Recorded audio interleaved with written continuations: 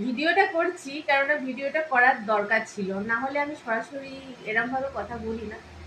তো একটু মন দিয়ে শুনুন। তো আমি গেছিলাম একটা সরকারি দপ্তরে আহ, মায়ের পেনশনের ফর্ম জমা দিতে। নামটা করছি না, আপনারা সবাই জানেন সেটা কোথায়। আর আগেরবার অবধি যা হয়েছে যে একটা ফর্ম নিয়েছে, যেটা সই টই করা, ব্যাংক ভেরিফাইড অলরেডি করে নিয়ে যায়, আর একটা হচ্ছে স্ট্যাম্প করে ফেরত দেবে, এইটুকু কাজ। কাজটা করতে খুব বেশি হলে লাগতো হচ্ছে 5 মিনিট।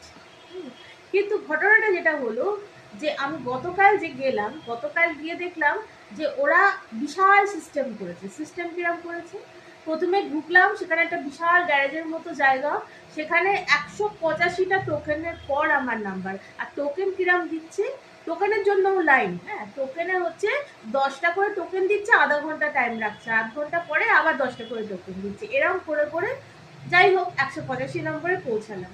পৌঁছানোর পরে যে টোকেনটা দিচ্ছে তার এগেনস্টে ভেতরে গিয়ে আবার একটা জায়গায় টোকেন দিল, সেখানে আবার 91 নম্বর। ঠিক আছে।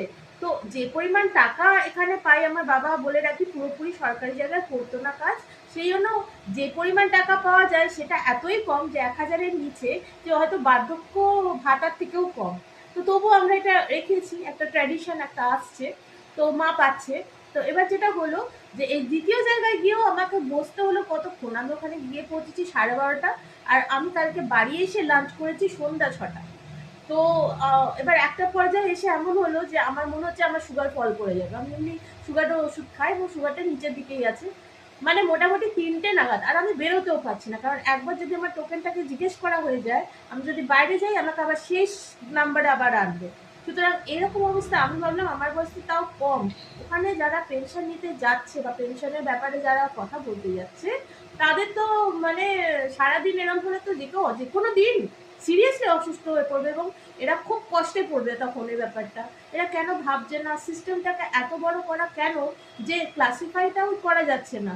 মনে করুন আমার একটা ফর্ম রিসিভ করার কথা, আর ওখানে ওরা অনেক সমস্ত বায়োমেট্রিক্স এটা সব একটাই লাইনে ফেলেছে। আর এই আর যারা ওখানে কাজ করছে তাদের কথা আর কি বলবো, এরকম শালটাল পরে বসে আছে 3জন মহিলা আমি দেখলাম, এবং তারা কাজ করছে মনে হচ্ছে তারা পিকনিক করতে এসছে। এবার পিকনিকের কোথায় জিনিসপত্র ছড়ানো আছে তারা নিজেরাও জানেন না। পিকনিকই করতে এসছে, কিন্তু পিকনিক করতে এসে যদি আমার কাছে, আমি একটা এক্সাম্পল দিচ্ছি, যে আমার কাছে কোথায় সবজি আছে, কোথায় চাল আছে, কি করে কোথায় কি করতে হবে সেই লাইনটুকুও নেই, ঠিক সেরাম মনে হলো ফিলটা। তো এবার কেউ কেউ বলছে এই ব্যাপারে কিছু করো না, কিছু বলো না। তো আমি দেখলাম মানুষের, আমাদের অপরিসীম সহ্য শক্তি, আর কোথায় যে আইনের লিমিট সেটাও তো বোঝা যাচ্ছে না।